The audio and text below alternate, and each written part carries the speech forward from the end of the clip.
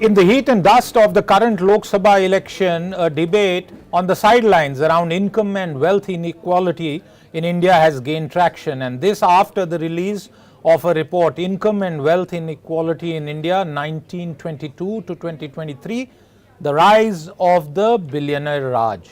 This report, which claims record high economic disparities in India, was published by the World Inequality Lab.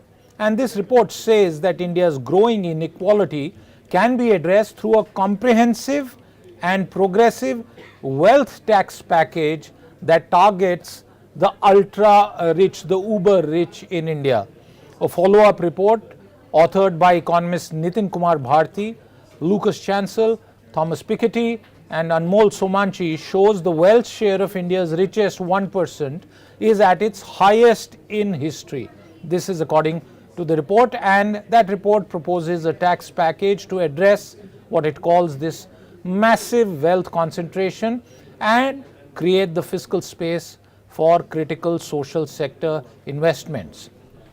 So can a wealth tax reduce inequality, or will it be a tax on aspiration, as the rich are likely to find ways around such a tax and the middle class and the youth could suffer as a result as economic growth gets hampered? To debate this, I am joined by one of the authors, Nitin Kumar Bharti, Coordinator South and Southeast Asia of the World Inequality Lab. He is joining us from Abu Dhabi. Welcome to the show. Welcome to Business Today, Nitin. We are also joined by Professor Gourav Vallabh, economist and teacher who was with the Congress and is now with the Bharatiya Janata Party, a well-known voice on economic matters in India, and who's also written on this subject. Welcome to both of you. I'll start with you, Nitin, to help our viewers understand the crux of your report. What are the key findings before we come to the solutions in your view? Go ahead, Nitin. Okay, thank you for giving me this platform. So this current paper is basically on the background of an earlier paper we released where we talked about the increasing income and wealth inequality in India, where we took a very long run perspective.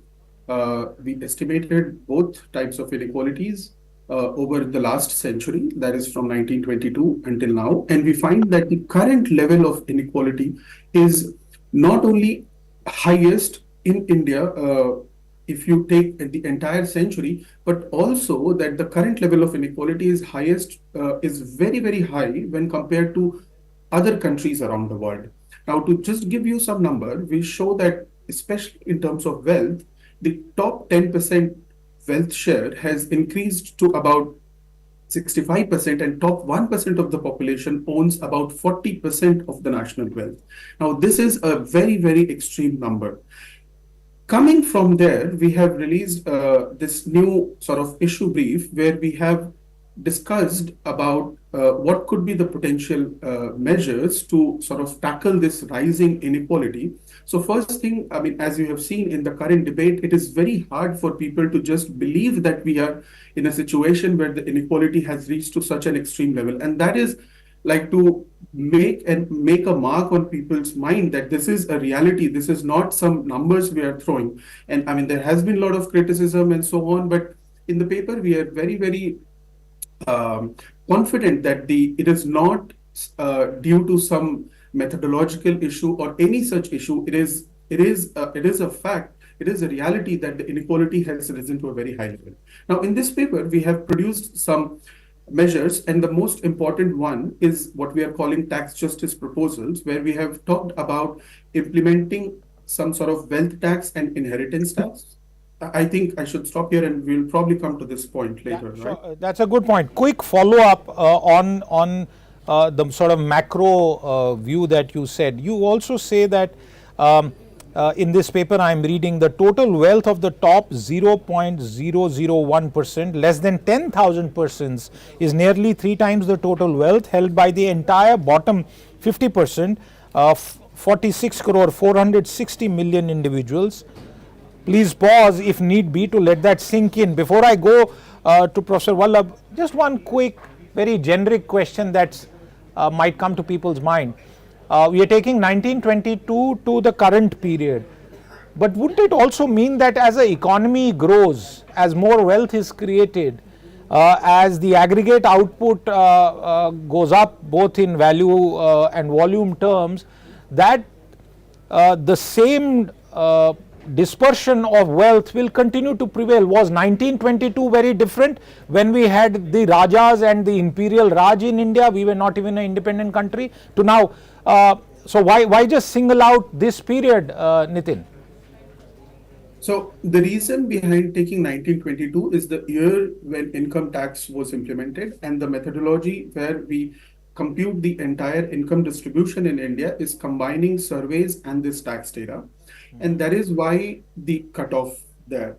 Now, indeed, like for the wealth, actually, if you look at the wealth inequality series, that series starts from 1961, where we have the first survey, which was conducted by NSS, where the idea was to understand the existing assets and debt position. That starts in 1961. And from there also, you see that there is this increasing trajectory of inequality is let's go back to that chart. In fact, Nitin, that chart is there on the screen, table 1.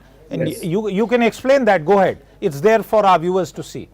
Okay, perfect. So here you can see there are two lines here. One is for income, which is shown in black line with circles. And that series starts in 1922 until 1947. You have this independence time period when the highest income tax. And so what it is showing is the top 1% share, that is out of the total national income, how much of income is owned by the top 1% population. And there you can see the highest is at around 20% or so. But in recent year, if you sort of draw a horizontal line, you will find that the level has increased today. So this is just to make a sense that historically in long run, how it has evolved. But of course, we are not making claim that that time period was better in any sense. This, I think, is not the purpose of highlighting this. The purpose of highlighting it is that you can pick up any time period and you compare and you'll find that the inequality is very high.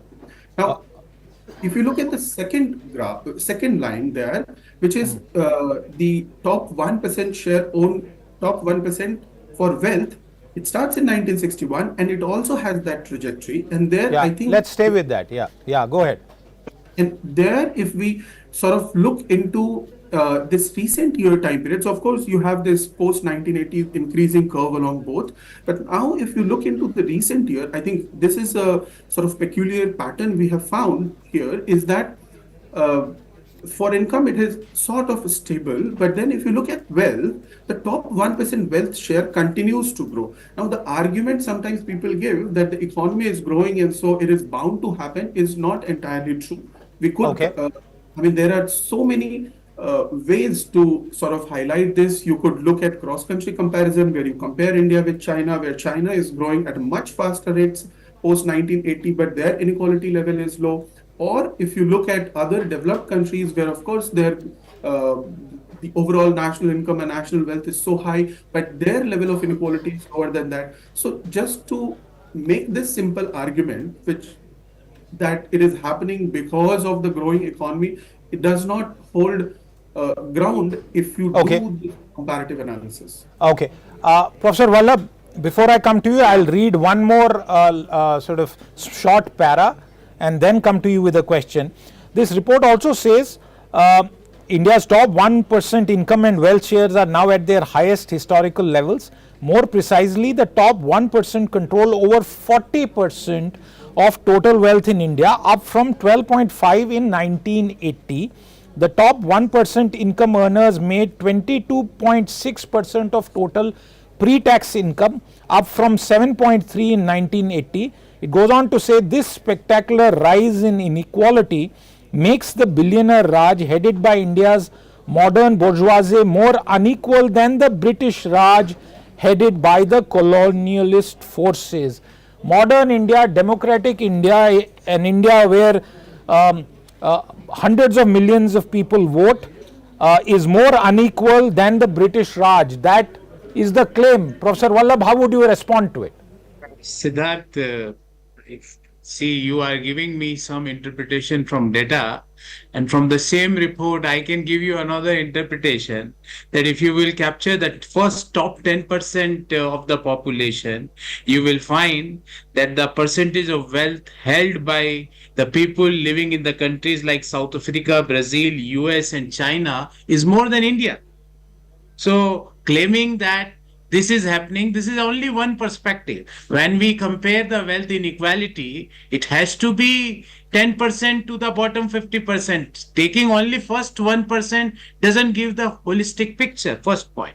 Second point, Siddharth, the report and the one of the author of the report is sitting with us in the show. They are highlighting the introduction of the wealth tax or something like inheritance tax. These things were there in our system, but they were not able to give anything back to us. That is the reason they got abolished. And the countries, the name of the countries which I gave you, like South Africa, Brazil, and US, there is something similar to wealth tax or death tax or estate duty or inheritance tax, whatever name you call, they are there. But their for top 10% inequality is higher than ours. The problem here, Siddharth, I will tell the gentleman, the author of the report or the paper, that in India or in any other country, had you done any analysis that how many new something in your terms billionaires had become because of the rising markets, stock markets? And at the same time, Siddharth, as a country, we don't want the people who are billionaires should leave the country and settle in some remote location or some island country where the imposition of taxes are less, because we want that wealth which they had generated should be deployed for the economic growth of the nation. So these ideas like wealth tax or inheritance tax were there in our system, and they were not able to give us the results. That is the reason they are out of the system. I am having one simple idea, that I feel that lot of these billionaires with the I can say the abnormal or exponential growth in the wealth is happening because of the abnormal movement in the stock markets.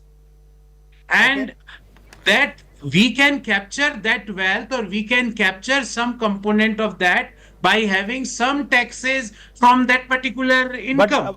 and Professor Vallabh, just to not to interrupt you, but to add, stock market gains are captured, they are taxed. There is a differential taxation regime. There was a logic behind that. So are savings, so is income, and now indirect taxation also. So at the middle class end, and me and so many other millions of middle class people in India would say that they are taxed very heavily. Let's take one of the key points that you raised, and I go back to Nitin. Nitin, if we go back to chart 1, where there is a divergence somewhere around the 60s onwards, if we can get that back up on the screen, and the point that Professor Vallabh makes, there was a time where the highest income earners, there you have it, you can see the divergence starting happening somewhere around post 1968, 1970, 71. Nitin, India has had a total tax incidence which was more than 100% also, and we saw the result of that, and we saw the country being freed up in economic terms beginning in the 90s, and the result, and therefore the divergence that we see on the screen. High taxation cannot yield growth and cannot yield equality, because it ends up making pretty much everyone poor. The rich and people find ways to avoid, they do tax avoidance, they go out of the tax domain, they find other creative ways of reducing their income, and that helps no one. And that's the point that Professor Vallabh is making. Respond to that. Yeah, so I think this is sort of today is the mainstream narrative which has been built. And I think in India it flies because the sort of these two things, as you have mentioned, it goes in line, which sort of further fuels to this narrative. But if you look at this global perspective, where the high marginal tax rate, income or wealth was not only high in India, but it was high across the world. If you look at the US, if you look at Europe, it was very high back then. Now, there is this very fantastic research done by Professor Thomas Piketty. If you look at this high marginal tax rate, and if you look at the growth rate during that time period, you would be surprised to see that actually the entire, for almost 80, 90 years of the 20th century, that is the time period when the growth rate in the US, when the marginal tax rate were very similar to at the very 80, 90 or even close to 100%, the growth rates were very high. After that, this 1970s, 80s trends of, the building up of this narrative came in. It's not only specific to India, it's a very global sort of narrative, started from the US, from Europe, coming to India. And you will find, if you look at the growth and this taxation trajectory in the US, you will find that after that, the growth rate in the US has declined. So what I'm just trying to say here is that the evidence or sort of this narrative which is built on these correlational exercise from India does not hold true if you look at different countries. Okay. Professor Vallabh, I wonder if you want to make an additional point before I go to the two core proposals that they have made, which they call a Crorepati tax justice plan. But before I go to him, you wanted to interject. Go ahead. Yeah, Siddharth, at any point of time, no government wants that their talent or their wealth or their capital is gone out of the nation. And these proposals which were highlighted are going to promote the talent is moving out. See, I am giving one example to you, Siddharth.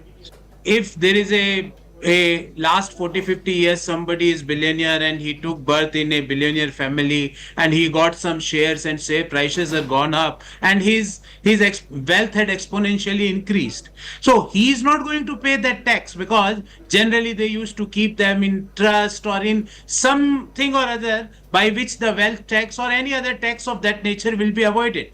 Who is going to pay? The young startups, the people who had generated wealth by using technology and their idea.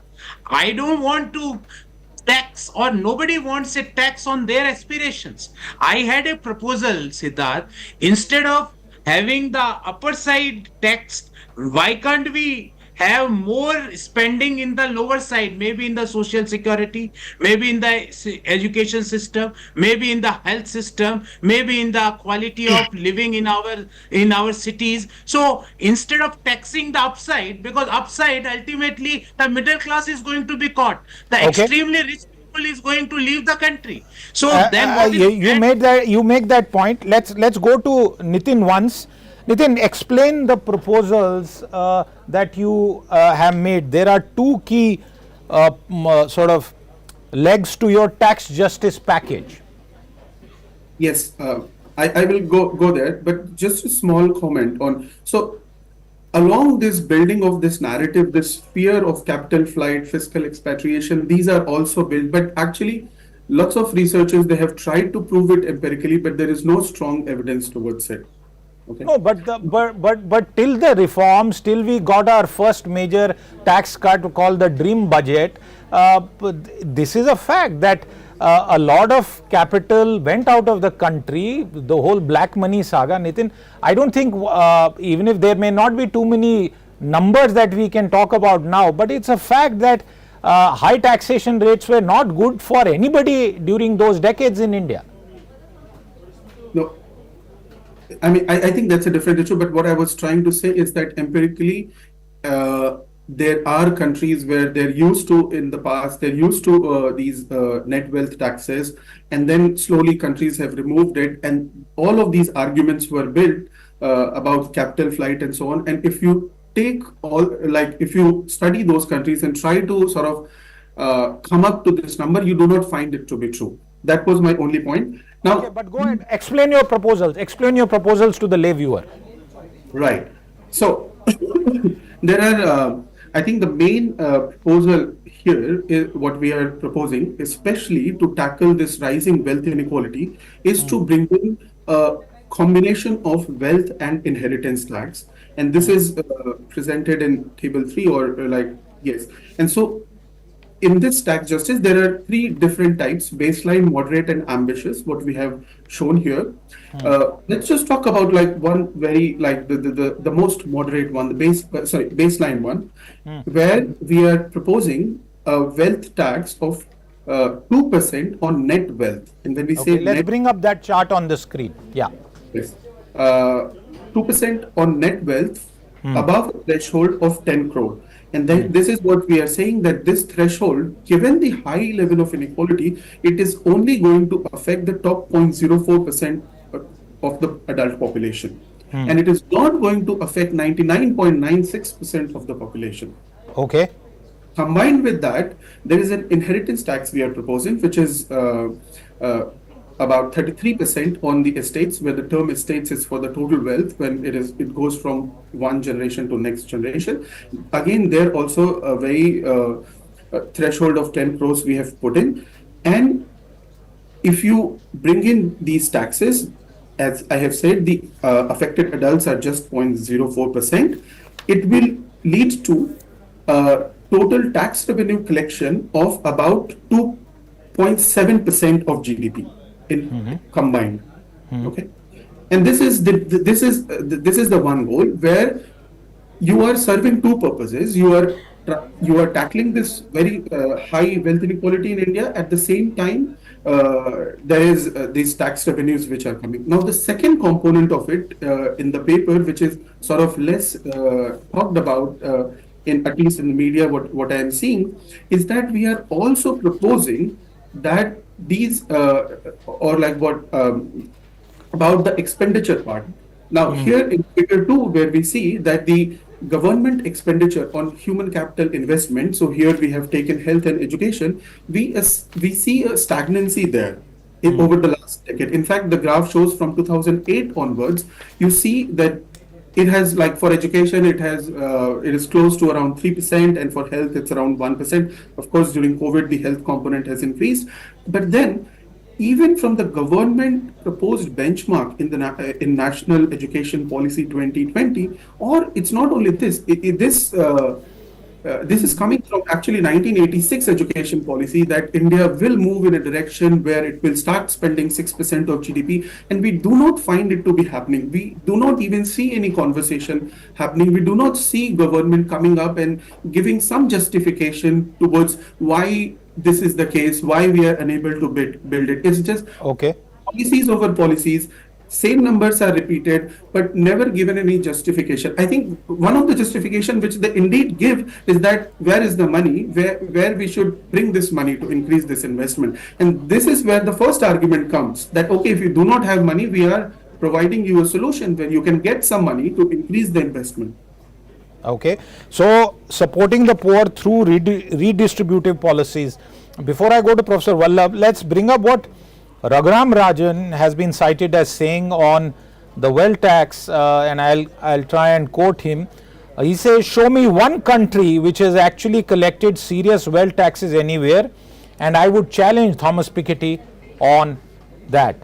Take any meaningful wealth tax and show me one country that has collected more than a pittance on it. It is going to be far more effective in creating more opportunity for the small and medium sectors, a better financial system that lends to these sectors and not just to the big guys. They are already paying high taxes because they are salaried and they actually pay the taxes that their incomes generate. It's not going to catch the very rich because they'll find every which way of doing it, and trust me, if they can't, they will legislate a process which will do it. That's Raghuram Rajan, someone who has very strong views, as most of us know, on a variety of subjects, and he has also weighed in on this matter. Professor Vallabh, is this an idea of wealth tax, inheritance tax? And I'm not trying to link this report to the politics that is underway in the country, the election that is underway. I'm sure the authors perhaps did not have that in mind when this update was also released. But it's dead in the water even as a debate. Can there even be any serious consideration of such proposals, Professor Vallabh? All those the newly formed government is going to decide.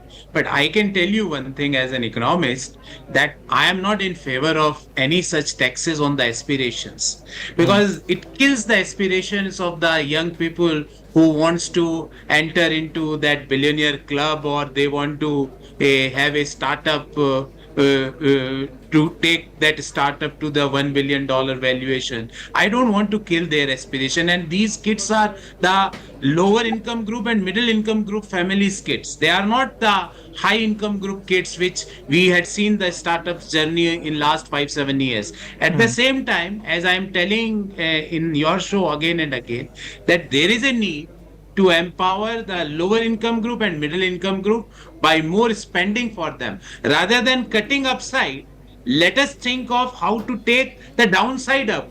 Okay, let me challenge you on one point. One moment. Let me challenge you on one point, because I want to leave my personal beliefs in tax policy aside for the moment. But the government of the day, and most people expect it to come back, did a deep cut when it came to corporation taxes, the taxes that companies pay. But there has been no similar tax cut when it comes to middle class. GST has actually proven to be a burden, including for services like insurance, where we are taxed at very high rates. So shouldn't the common man, the middle class, expect some relief? And then if they don't get relief, won't they turn around and say, okay, go ahead, at least tax the rich? They are making big amounts of money, they get depreciation, they are able to create structures where they can avoid tax, and you continue to tax the middle class, Professor Vallabh.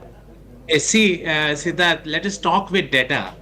If you will compare the CPI inflation numbers, and this is just one liner, because I am here in your show as an economist and I want to talk more on as an economist. But if you will compare the CPI numbers of last 10 years vis-a-vis the UPA 10 years and the Modi government's last 10 years, you will find that CPI inflation is less than half of the average CPI inflation between 2004 to 14. So saying that there is no benefit and middle class and lower income group is having all sort of problems, I'm not denying with the arguments which you had made, but the inflation numbers were well in control. But I again will try to make my proposition in a very simple manner, that we want the middle income group and the lower income group society as a part of wealth creation effort of the nation. Okay, I agree, Professor Vallabh. No, I agree. I do not contest that. But tell me, I take a health insurance policy, I pay a GST on the first premium, and that health insurance policy is a recurring thing. The contract is done in the first moment, but it can last till one person is alive. What is the logic and justification of levying the same usurious rate of GST on annual premiums? See, as you follow the economy more than the normal journalists of our country, and you yourself understand that very well, the rate rationalization was very well in the cards of the government. In December, January, we had heard a lot about the rate rationalization of GST. That had not happened because of the election. I'm very sure, and this I'm saying as an economist, not as the BJP member or somebody who knows inside information. I don't have any insider information, but I'm very sure, Siddharth, that rate rationalization of GST is going to happen in the next 3 to 4 months under the Modi government. Great. But viewers, and this is a question that I throw to both of you, and starting with you, Nitin, you say a wealth tax 2% on net wealth about 10 crores as baseline, going up to 3% and even 5% if it goes up beyond 100 crores. Won't people find ways around it? Instead of 10 crores, it will be 1 rupee lesser, and that 2% will not be levied. Aren't you sort of giving a very academic, very ideal kind of solution for raising more tax resources? The point about raising tax resources is well appreciated. India, with its development needs, social spending needs greater tax revenue. But this is a very simplistic thing, 2% on 10 crore. You just reduce it by 1 rupee and you are out of that net, Nitin. Maybe I should ask Anmol to respond to this. Anmol has worked a lot on this projection. So maybe Anmol, would you like to take up this? You are on mute. Oh, sorry. I mean, I think this is a fair question, and I think even in our note, I think we highlight that the specifics of what the threshold should be, what should be the degree of progressivity, what the tax rate should sort of be at, are all questions that are subject to a broader public debate. But I think in general, I think there's the wealth of the very, very wealthy is increasingly, I mean, even magazines like Forbes and Hurun are able to publicly reveal the wealth of many of these very ultra wealthy. But Anmol, hold on, Anmol. Let me, because some of our viewers might be puzzled as to who is speaking when the three gentlemen on the screen who have their videos are not speaking. This is Anmol Somanchi. He is one of the co-authors. I had introduced him at the top of the show. We don't have you on the screen, Anmol, but just for people to understand, you are also one of the co-authors of this report. I want to join issue with you on that. I mean, is there an ideological bias, Anmol, that you have against those who are wealthy? Is this just a case of ideological bias, or how would it make sense that those who are wealthy need to pay more? Why would that be? If taxation has to be equitable, direct taxes are equitable, indirect taxes are not, because even a poor laborer pays the same tax on a packet of biscuits that a rich person can do. Why would you want to introduce this regressive element in our direct taxation, Anmol? I mean, so I don't think this is regressive. I mean, I think we are asking for taxes on the very ultra wealthy, who would be the top 0.5. But there's a cess and surcharge in any case, Anmol. Not to heckle you, but cesses and surcharges are part of our taxation, and in fact, they lead to other inefficiencies where the center raises them but does not share them with states. So that already happens. No, I mean, I think questions about federalism are, I think, slightly distinct from this question of how much taxes we are raising. But I think if you look at in general, I mean, I think the question that you asked is what if they reduce 1 rupee and they fall below the 10 crore limit? I think this current government has prides itself in improving tax surveillance, anonymous assessment officers, Aadhaar linkage, etc. I mean, I think our tax surveillance technology has improved significantly. There is even globally, for instance, recently in the G20, there was an acceptance of the idea of a global minimum tax. And I think we're moving towards a situation where there will be global coordination on these questions, where there'll be more a flow of information on financial flows, etc., that will facilitate these sort of taxation. So from the evasion point of view, I mean, I think there are clear ways to get around it. But Anmol, again, are you proposing, Anmol, are you not alone, but just the report and all four of you authors and other people who may have helped you, are you basically proposing a Adani Ambani tax? No, we are not proposing an Adani Ambani tax. We are saying I think it's fair to ask that, is how much are we hurting if we tax a small 2% on those with, 100 crores and trying to divert it towards the poor, the middle class, the lower caste? I mean, how much are we reducing their aspirations, their ability to spend? And I think, as Nitin brought out earlier, America, which is the bastion of free market capitalism, the evidence from there suggests that very high productivity growth and innovation can go very hand in hand with progressive taxation. And we are absolutely not anti-growth. I mean, we all believe that growth is important.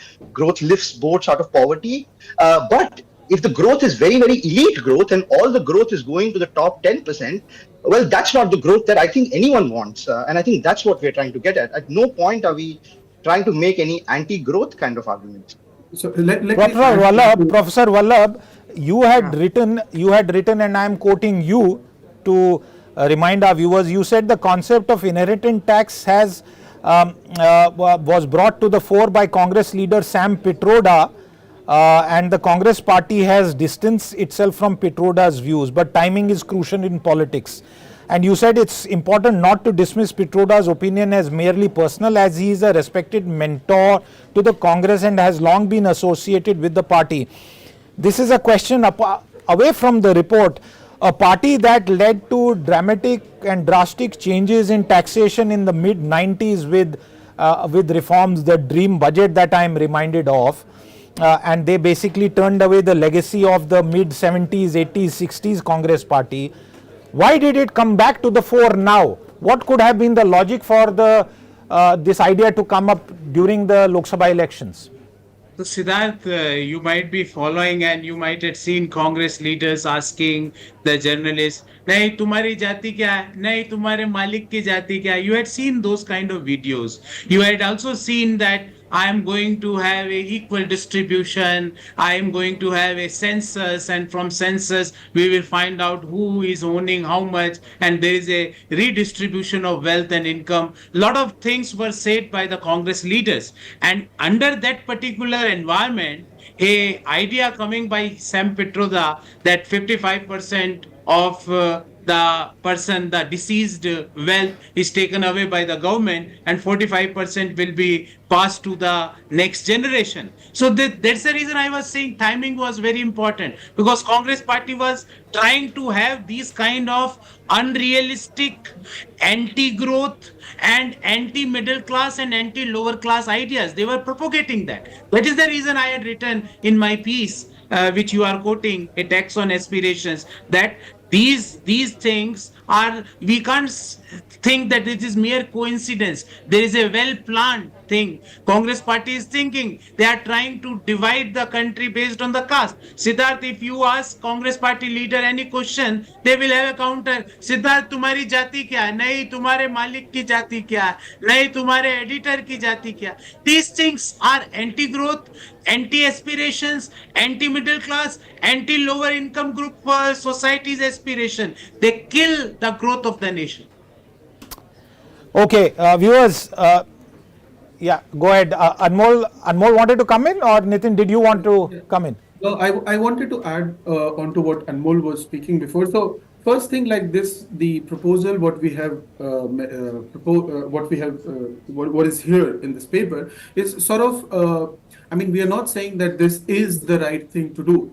This was an effort to start the debate in the direction towards the wealth taxation, because of our earlier paper where we are showing that the inequality is rising at a very high pace. Now, what could be the threshold, whether it's 10 crore or 15 crore or 9 crore? These things are, I mean, of course, we are not saying this is the reality or this is the right number, but this was more of a, giving an example to start the discussion and debate about.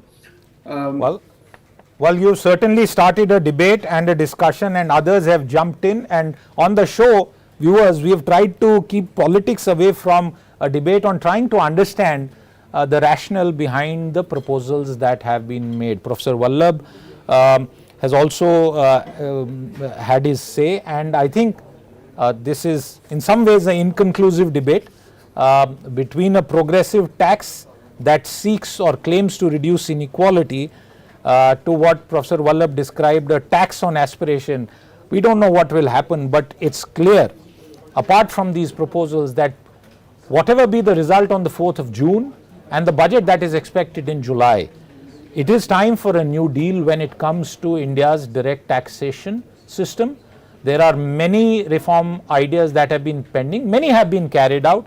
Corporate taxation has been made more moderate, and that has led to revival in private sector investment, and one would hope that similar things can be done as far as the large base of individual taxpayers which has been rising after the demonetization and the introduction of GST. Equally, it's also very important that both the states and the central government come together and take a deep look at GST, because there is really need for GST to become a good and a simple tax, and perhaps a second or third version is needed where some of the anomalies, some of the burdens of GST are removed and done away with. And I thank my guests here on the show today for taking out so much time to hopefully inform this debate a bit more. Professor Vallabh, Nitin, Anmol, thank you very much, and we'll be back with more on this and other debates on the show. Until then, goodbye.